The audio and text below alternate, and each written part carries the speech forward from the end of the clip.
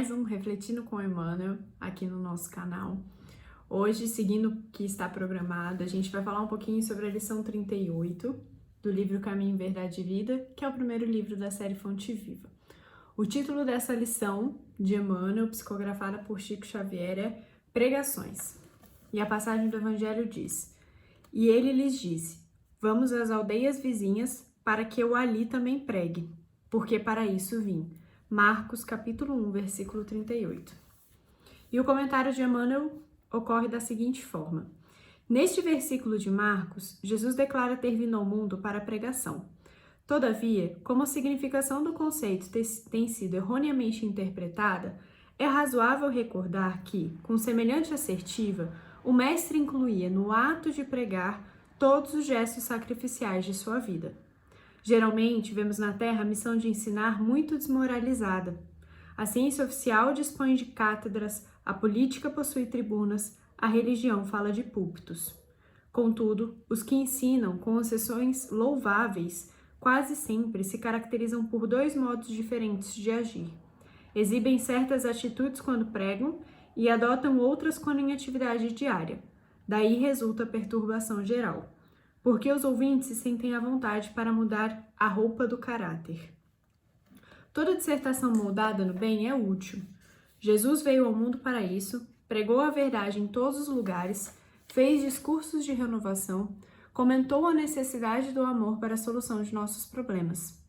No entanto, misturou palavras e testemunhos vivos desde a primeira manifestação de seu apostolado sublime até a cruz. Por pregação, portanto, o Mestre entendia igualmente os sacrifícios da vida. Enviando-nos divino ensinamento, nesse sentido, conta-nos o Evangelho que o Mestre vestia uma túnica sem costura na hora suprema do Calvário. O primeiro ponto importante da gente pensar dessa lição é o seguinte: pregação é o ato de pregar. E o que significa isso? O que significa pregar? Emmanuel comenta que existem diversos significados e que esse significado vem mudando ao longo dos anos, então, dos séculos. Então, para Jesus, o ato de pregar era uma coisa, e para a gente hoje já mudou bastante. Então, se a gente pega o significado de Jesus, que é o nosso grande exemplo aqui, no primeiro parágrafo, Emmanuel diz: o mestre incluía no ato de pregar todos os gestos sacrificiais da vida.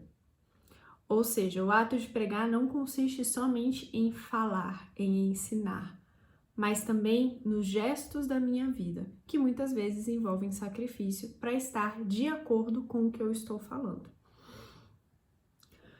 Se a gente amplia e fala que pregar, então, é ensinar, Emmanuel já fala, a missão de ensinar está muito desvalorizada hoje em dia na Terra, o que já causa um grande questionamento do qual é o valor que eu estou dando para quem prega, ou qual é o valor que eu que prego estou transmitindo para essas pessoas que me escutam.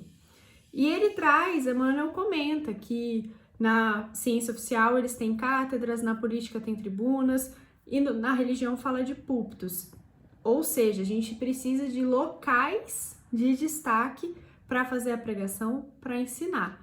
Muito diferente de Jesus, que pregava em campos, que pregava enquanto caminhava, que pregava sentado em uma pedra com as pessoas ao seu redor. Ao longo do tempo a gente precisou dessa hierarquia material na hora da pregação, que não é sinônimo de uma hierarquia moral, porque Jesus tinha hierarquia moral e falava sem uma altura material. Ele não precisava disso para ser escutado, não precisava disso para passar os seus ensinamentos.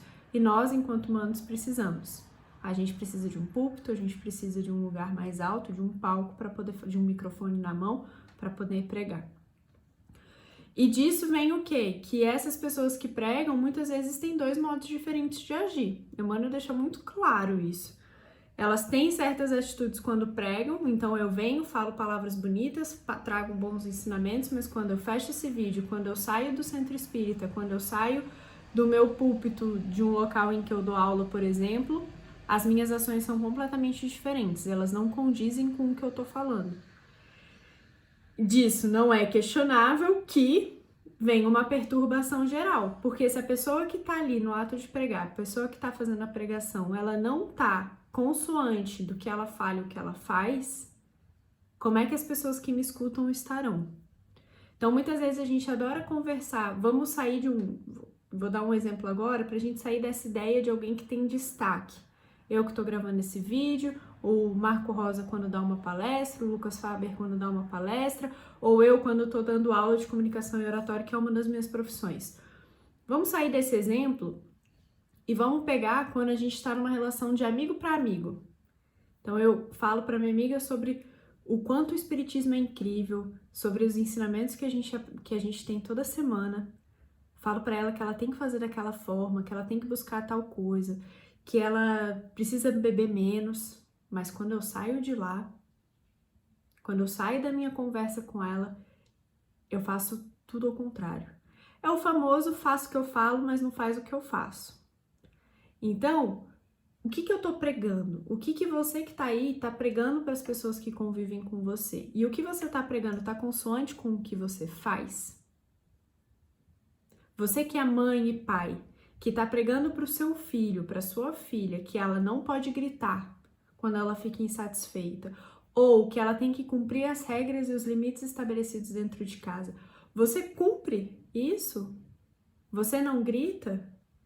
Você cumpre as regras que foram combinadas? Por exemplo, não pode usar o celular enquanto estiver fazendo uma refeição à mesa. Você deixa o seu celular de lado ou você fica lá com ele olhando, mas quando o seu filho adolescente pega, você vira e fala assim, pô, você não larga esse celular? Você tá dando exemplo. Então, será que não tá tendo dois modos diferentes de agir? O de quem prega e o de quem faz? Porque a perturbação vai ser geral. Tanto de quem te escuta, se você tem um local de destaque, seja na casa espírita, no templo religioso que você frequenta, seja na sua profissão, ou no grande lugar de destaque, que são as famílias, na posição de pai, mãe, avó, avô.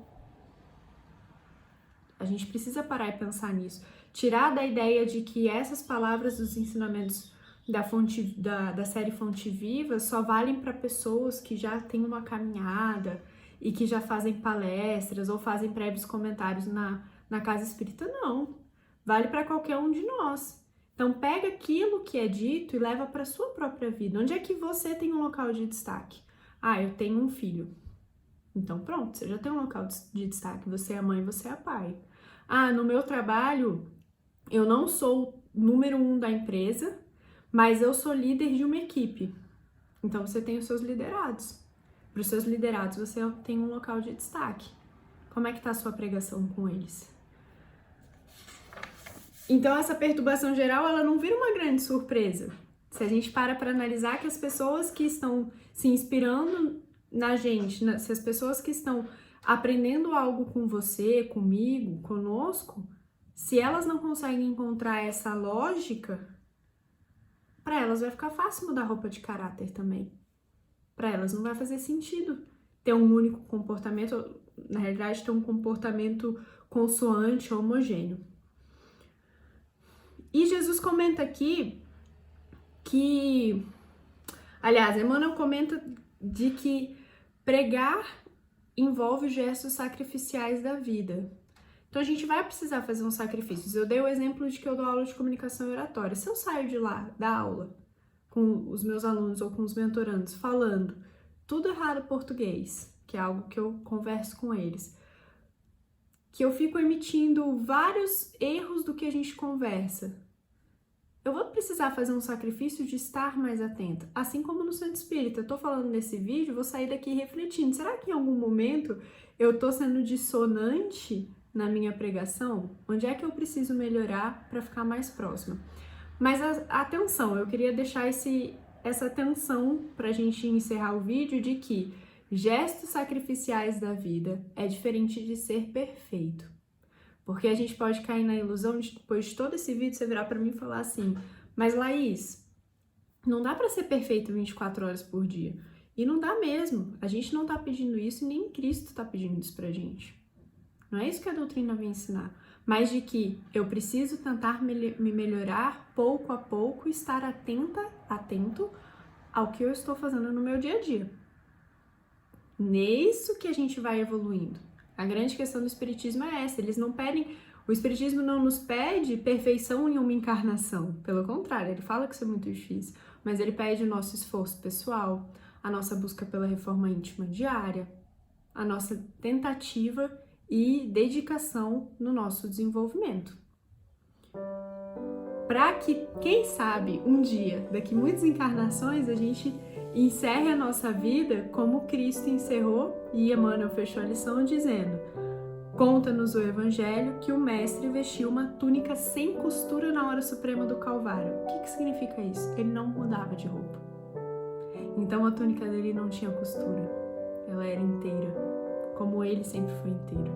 E esse é o convite que eles nos fazem, de pouco a pouco a gente tentar se melhorar, ficar atento às nossas pregações para que as nossas pregações e os comportamentos fora dela sejam o mais próximos possíveis.